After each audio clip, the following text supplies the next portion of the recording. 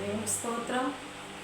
ప్రభునందు ప్రియ సహోదరి సహోదరులారా, మీ అందరికీ నా శుభాభివందనాలు తెలియపరుస్తున్నాను. అందరూ బాగున్నారా? ప్రియమైన సహోదరి సహోదరులారా, మీ మధ్యకి ఒక మంచి ఆత్మీయ సందేశాన్ని తీసుకొస్తున్నాం. చిన్న ప్రార్థన చేసుకుని వాక్యంలోకి వెళదాం. పరలోకమందున మా కన్న తండ్రి, గొప్ప దేవ, మీ ఘనమైన నామానికి స్తుతులు స్తోత్రం. పరిశుద్ధుడు పరిశుద్ధుడు పరిశుద్ధుడు, లెక్కలేనని కృతజ్ఞత స్తోత్రాలు వందనాలు చెల్లిస్తున్నానయ్యా.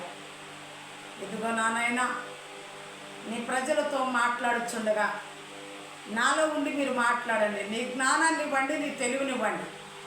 మీరే మాట్లాడండి నాలో ఉండి ప్రభువా. ఈ సమయమున మా కొరకు ఆశీర్వదించండి. ఈ సమయమున మా కొరకు పరిశుద్ధపరచండి దేవా. వినగలిగిన చెవి, గ్రహించగలిగిన హృదయము ప్రతి ఒక్కరికి దయచేయండి. నీ నామానికి స్తుతులు స్తోత్రాలు కృతజ్ఞతలు చెల్లిస్తూ, వేవేల కృతజ్ఞత స్తుతులు స్తోత్రాలు వందనాలు చెల్లిస్తూ, నీ సన్నిధి తోడుగా ఉంచి సహాయం చేయమని యేసు నామమున అడిగి వేడుకొనుచున్నాము తండ్రి, ఆమేన్. దేవునికి స్తోత్రం. ప్రియమైన సహోదరి సహోదరులారా, ఈరోజు దేవుణ్ణి సేవించుట, దేవుని సేవించుట, సేవించుట అనగా ఆరాధించుట, దేవుణ్ణి ఆరాధించటం. ఆరాధనకి యోగ్యుడు ఆయన. ఆయన ఆరాధింపదగిన దేవుడు. ఏది లోకములో ఆరాధింపదగినది ఏదీ లేదు. వస్తువుకైనా మనిషి అయినా ఈ లోక దేవుళ్ళైనా ఆరాధనకి యోగ్యుడు ఎవ్వరూ లేరు. ఒక్క నజరేయుడైన యేసు, తండ్రి కుమార పరిశుద్ధాత్మల వారు తప్ప, దేవుడైన యెహోవా తప్ప ఆరాధనకి యోగ్యుడు మరి ఇంకెవ్వరూ లేరు. నేను తప్ప నీకు వేరే దేవుడు ఉండకూడదు. భూమి అందే కానీ, ఆకాశం అందే కానీ, మరి జలములు అందే కానీ, మరి ఎక్కడైనా సరే, ఏ ఖండంలోనైనా నేను తప్ప నీకు వేరే దేవుడు ఉండకూడదని బైబిల్ లేఖనం స్పష్టంగా సెలవిస్తుంది. చాలామంది విగ్రహారాధికులు దేవుళ్ళందరూ సమానమే అంటారు. ఒక క్రైస్తవుడు మాత్రము మేము నమ్ముకున్న దేవుడు నిజమైన దేవుడు అని గట్టిగా చెప్తారు. ఆయన మాత్రమే ఆరాధింపదగిన వాడని క్రైస్తవుడు మాట్లాడగలుగుతాడు. అంత ధైర్యముగా చెప్పగలుగుతాడు. ఎందుకంటే మన దేవుడు మనకి నేర్పుతున్న విధానము, మన దేవుడు మనల్ని నడిపిస్తున్న విధానము, మన దేవుడు మనల్ని పోషిస్తున్న విధానము, మన దేవుడు మనకు ఆరోగ్యం ఇస్తున్న విధానము గట్టిగా దృఢంగా చెప్పేలాగా చేస్తుంది. దేవునికి స్తోత్రం. అందుకే ఆయన ఆరాధనకి యోగ్యుడు. ఆరాధించాలి. సేవించటం అనగా ఆరాధించటం. ఆ దేవుణ్ణి ఆరాధించాలి మనం. చూద్దాం, 100వ కీర్తనలోకి వెళదాం ఒకసారి. పరిశుద్ధ గ్రంథం నుండి కీర్తనల గ్రంథం 100వ కీర్తన.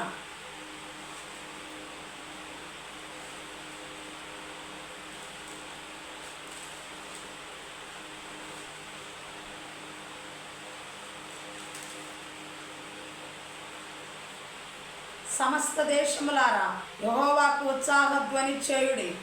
సంతోషముతో యెహోవాను సేవించుడి. ఉత్సాహగానము చేయొచ్చు ఆయన సన్నిధికి రండి. యెహోవాయే దేవుడని తెలుసుకొనుడి. దేవునికి స్తోత్రం. హల్లెలూయా.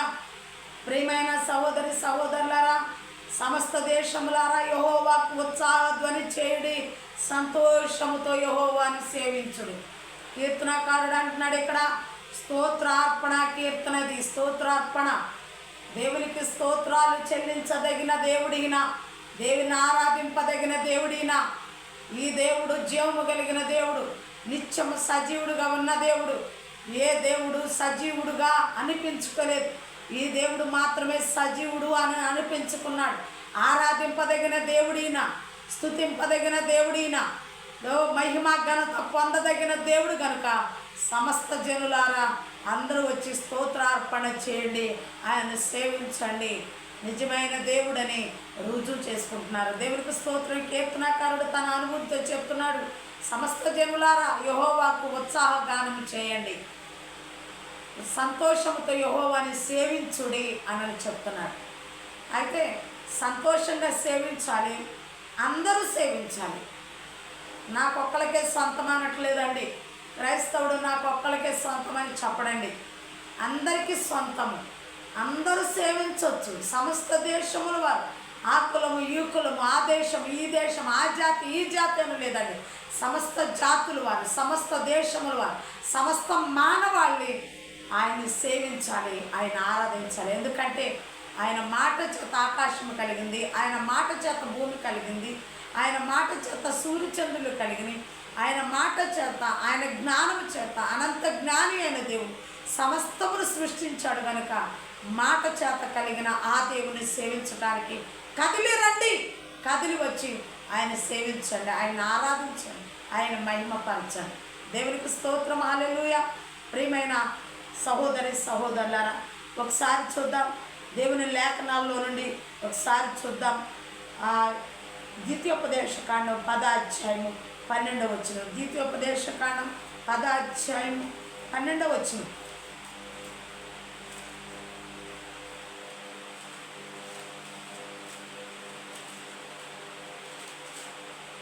అధ్యాయం 12. కాబట్టి ఇశ్రాయేలు నీ దేవుడైన యెహోవాకు భయపడి ఆయన మార్గములన్నిటిలో నడుచుచు ఆయనను ప్రేమించి నీ దేవుడైన యెహోవాను నీ పూర్ణ మనసుతోను నీ పూర్ణ ఆత్మతోను సేవించి నీ మేలు కొరకు నేడు నేను నీకు ఆజ్ఞాపించు యెహోవా ఆజ్ఞలను కట్టడలను అనుసరించి నడుచుకుందునని మాట కాక నీ దేవుడైన యెహోవా నిన్ను మరి ఏమడుగుచున్నాడు? అబ్బా, దేవునికి స్తోత్రం, హల్లెలూయా. ప్రియమైన సహోదరి సహోదరులారా, ఇజ్రాయేలు ప్రజలతో దేవుడు మాట్లాడుతున్నాడు, మోషేతో చెప్పేస్తున్నాడు, ఇజ్రాయేలు ప్రజలకు చెప్పేస్తున్నాడు. కాబట్టి ఇజ్రాయేలు నీ దేవుడైన యెహోవాకు భయపడాలి, ఆయన మార్గములన్నిటిలో నడుచుకోవాలి, ఆయనను ప్రేమించాలి, నీ దేవుడైన యెహోవాని నీ పూర్ణ మనస్సుతో నీ పూర్ణ ఆత్మతో సేవించాలి. దేవునికి స్తోత్రం. మనిషి ఒక చోట కాదు, మైండ్ ఆబ్సెంట్, బాడీ ప్రజెంట్ కాదు, నీ మనస్సును నీ దేహమును దేవుని దగ్గర పెట్టి సేవించాలి. అది చాలామంది మనసు ఎక్కడో ఉంటుంది, వేటి మీద కోరికలు కలిగి ఉంటుంది. కానీ దేవుని సేవిస్తున్నామంటూ ఇదిగో మోకరించి చేతులు జోడించి ఇదిగో నమస్కరించినట్టుగా ఉంటుంది, కానీ మనసులోనే కోరికలు ఎక్కడెక్కడికో వెళ్ళిపోద్ది మనసు. నీ మనస్సును నీ శరీరము కూడా ఒకచోటే ఉండి దేవుని పూర్ణ మనస్సుతో దేవుని సేవించాలి. దేవుని సేవించి మేము క్రైస్తవులు అని చెప్పుకుంటున్నారు, కానీ పేరుకు మాత్రమే క్రైస్తవులుగా ఉండొద్దండి. ఎందుకంటే క్రైస్తవులే ఎక్కువగా దిద్దుకుంటూ ఉంటాడు. ఇదిగో వెలుపటి వారి కంటే లోపట ఉన్న వారిని గురించి జాగ్రత్త పడమని, లోపట ఉన్నవారు వెలుపటి వారితో జాగ్రత్తగా ఉండమని దేవుని లేఖనం సెలవిస్తుంది. ఇదిగో లోపలున్న మనము, దేవునిలో ఉంటున్న మనము, దేవాలయంలో ఉంటున్న మనము, ఇదిగో మనము పరిపూర్ణంగా దేవుని సేవించాలండి. లోపలున్న మనము జాగ్రత్తగా ఉంటే వెలుపట ఉన్న వారికి ఇదిగో మనము జవాబు చెప్పగలము. మన ప్రవర్తన చూచి వారు దేవుని సరిగానే సేవిస్తున్నారు, పూర్ణ మనసుతోనే సేవిస్తున్నారు, సరిగానే ప్రేమిస్తున్నారు, సరిగానే ఆజ్ఞలు పాటిస్తున్నారని వెలుపట ఉన్నవారు లోపలున్న నీ వైపు నా వైపు చూచినప్పుడు గొప్ప సాక్ష్యము బయటకు వెళ్ళాలి. దేవునికి స్తోత్రం, హల్లెలూయా. పూర్ణ మనస్సుతో దేవుని సేవించాలండి. ఇశ్రాయేలీయులకు చెప్పేస్తున్నాడు మోషే చేత, దేవుడైన యెహోవా పూర్ణ మనస్సుతో సేవించమని చెప్పు. వాళ్ళు ఎప్పుడు పూరేళ్ళు తిందామా, మాంసం తిందామా, ఎప్పుడు మంచినీళ్ళు తాగుదామా, దాహమంట, ఎక్కడ మంచివి దొరుకుతాయా? ఇదిగో మన్నాను కురిపిస్తే దేవదూతలు తినే భోజనం ఇశ్రాయేలీయులకి ఆకాశం నుండి కురిపిస్తే వాళ్ళకి అది నచ్చలేదండి. ఇంకొక శరీర కోరిక కలిగిందండి, తినగా చేదైందండి వాళ్ళకి. ఇదిగో తాపకరమైన పాములు కరిసింది. ఎందుకో తెలుసు, వాళ్ళు గొనుక్కుంటూ వలన సనుకుతూ ప్రయాణం చేస్తున్నారండి. దేవుడు పగల మేఘ స్తంభంగా రాత్రాగ్ని స్తంభంగా వీళ్ళని నడిపించినాను, ఆకాశము నుండి మన్నాను కురిపించినాను, బండ నుండి నీళ్ళు ఇచ్చినాను, అనేక రకాలుగా 10 తెగుళ్ళు ఐగుప్తు మీదకు పంపించి ఆ 10 తెగుళ్ళను శ్రమలు వాళ్ళకి పంపించి చిక్కని చీకటి వాళ్ళకు ఉంచి ఇదిగో 3 దినాలు వీళ్ళ వెలుగులో ఉంచి ఇన్ని అద్భుత కార్యాలు, ఆశ్చర్య కార్యాలు చేసినాను. పూర్ణ మనసుతో దేవుని ప్రేమించలేకపోతున్నారు, పూర్ణ మనసుతో దేవుని సేవించలేకపోతున్నారు, పూర్ణ మనసుతో దేవుని హత్తుకుని ఉండలేకపోతున్నారు, ఆయన ఆజ్ఞలు పాటించలేకపోతున్నాడు మానవుడు అండి. ఉదయం భోజనం చేస్తే మధ్యాహ్నానికి మళ్ళీ ఆకలి అవుద్దండి. ఉదయం టిఫిన్ చేస్తే మధ్యాహ్నానికి భోజనం టయానికి భోజనం ఆకలి అవుద్దండి. సాయంకాలానికి భోజనం వల్ల ఆకలి అవుద్దండి. అదే రీతిగా ఇజ్రాయేల్ ప్రజలకి నిన్న చేస్తే మేలు, ఈ రోజుకి మళ్ళీ మర్చిపోయి మళ్ళీ ఆకలైనట్టుగా మళ్ళా మేలు కోసం ఎదురు చూస్తున్నాడని. ప్రియమైన సహోదరి సహోదరులారా, ఇక కడుపు కోసము, శరీరం కోసము, దేహం కోసం ఆలోచనే కానీ మానవుడికి దేవుని గురించి, దేవుడు మనల్ని బట్టి ఏం కోరుకుంటున్నాడని దేవుని గురించి ఆలోచన మానవుడికి కలగట్లేదండి. ప్రియమైన సహోదరి సహోదరులారా, దేవుడు నీ నుండి ఏం కావాలని ఆశపడుతున్నాడంటే హృదయం కావాలని ఆశపడుతున్నాడు. నీ హృదయంతో పూర్ణ మనస్సుతో ఆయన మనస్ఫూర్తిగా నిత్యం ఆయన సేవించే విధానం ఉంటే నీ కడుపు ఆకలి కనపడదు, నీకు వస్త్రహీనత కనపడదు, నువ్వేం కలిగి ఉండాలో ఏం కలిగి ఉండదో కనపడదండి. నీకు ఇది చిన్నగా కనపడద్ది, దేవుని సేవించటం పెద్దగా కనపడదు. లోకానికి అలా కనపడతలేదండి, అవసరతలు పెద్దగా కనపడుతున్నాయి. దేవుని సేవించే విధానం చిన్నగా చూస్తున్నారండి. దేవుని సేవించే విధానాన్ని పెద్దగా చూడాలి. నీ అవసరతలు చిన్నగా చూస్తే దేవుడికి నీ అవసరతలు పెద్దగా చూస్తాడు. నీకు గొప్ప సహాయాలు అందుతాయి. దేవుని సేవించే విధానము ఎంత సేవించినా అంత తీసుకుని దాన్ని పెద్దగా ఆయన, నా కుమార్తె వచ్చి రాని మాటలతో, నా కుమార్తె వచ్చి రాని తలపులతో నన్ను ఆరాధిస్తుంది, నన్ను సేవిస్తుంది నా కుమారుడని దేవుడు దాన్ని పెద్దగా తీసుకుని స్వీకరిస్తారు. దేవునికి స్తోత్రం. ప్రియమైన సహోదరి సహోదరులారా, ఆయన మార్గంలో ఆయనకు భయపడాలి, ఆయన మార్గంలో నడవాలి, ఆయన ఆజ్ఞలు పాటించాలి, పూర్ణ మనస్సుతో ఆయన ప్రేమించాలి. అలా నువ్వు ప్రేమించగలిగితే, ఆయన సేవించగలిగితే నువ్వు ఎలా ఉంటావని చెప్తున్నారు అన్న మాట కాక, నీ దేవుడైన యెహోవా నీ నుండి ఏం ఆశిస్తున్నాడు? నీ మేలు కోరే, నీ మేలు కొరకే ఇదంతా చేయమన్నాడు. నీవు నీ పూర్ణ మనసుతో దేవుణ్ణి ఆరాధిస్తే ఆయనకు వచ్చే లాభం ఏమి లేదు. నీ మేలు కొరకే, అదంతా నీ మేలు కొరకే. నువ్వు భక్తి చేస్తున్నావంటే అదంతా నీ మేలు కొరకే. నువ్వు పూర్ణ మనసుతో దేవుని సేవిస్తున్నావంటే అదంతా నీ మేలు కొరకే. దేవునికి నువ్వు చేసే మేలేమి లేదు, దేవునికి నువ్వు ఇచ్చేదేమి లేదు. నీ మనసుని అడుగుతున్నాడు దేవుడు. మనసు చంచలం చేసుకోవద్దండి, పూర్ణ మనసుతో దేవుని మీద ఆధారపడి ఉందామండి. దేవునికి స్తోత్రం. దేవుని సేవిద్దాం, పూర్ణ మనసుతో దేవుని సేవిద్దాం. సేవించుతున్నానని చెప్తూ, ఆరాధిస్తున్నానని చెప్తూ నీ ఆరాధన వస్తువుల మీద పెట్టుకున్నావా, పిల్లల మీద పెట్టుకున్నావా, భార్య మీద పెట్టుకున్నావా, భర్త మీద పెట్టుకున్నావు. చాలామంది భర్తను ఆరాధిస్తూ ఉంటారు, చాలామంది భార్యను ఆరాధిస్తూ ఉంటారు, చాలామంది వాళ్ళకి కలిగిన దాన్ని ఆరాధిస్తూ ఉంటారు. నీ కలిగిన దాన్ని ఆరాధించుకుంటావు. దానికి విలువ పెంచడం కాదు, మనుషులకు విలువ పెంచడం కాదు. దేవుని సేవించు, దేవుని పరిపూర్ణంగా ఆరాధించు. ఆయన విలువ పెంచే దానిలాగా అన్ని జనాంగం ఎదుట నీ దేవుడు నా దేవుని ఆరాధించడం వలన దేవుడు ఇంకాను ఆయన నామ మహిమపరచబడదు. దేవునికి స్తోత్రం. రెండోది చూద్దాం. యెహోషువ గ్రంథం 22వ అధ్యాయం, యెహోషువ గ్రంథం 22వ అధ్యాయం 5వ వచనం. యెహోషువ గ్రంథం 22వ అధ్యాయం 5వ వచనం. ప్రియమైన సహోదరి సహోదరులారా, దేవుణ్ణి హృదయపూర్వకంగా అయితే మీ పూర్ణ హృదయముతోనూ మీ పూర్ణ ఆత్మతోనూ మీ దేవుడైన యెహోవాను ప్రేమించుచు, ఆయన మార్గములన్నిటిలో నడుచుకొనుచు, ఆయన ఆజ్ఞలను గైకొనుచు, ఆయన హత్తుకొని ఆయన సేవించుచు, యెహోవా సేవకుడైన మోషే మీకు ఆజ్ఞాపించిన ధర్మమును ధర్మశాస్త్రమును అనుసరించి నడుచుకొనుడి. అతడిలాగ చెప్పిన తరువాత వారిని దీవించి వెళ్ళనంపగా వారు తమ నివాస స్థలములకు పోయిరి. దేవునికి స్తోత్రం.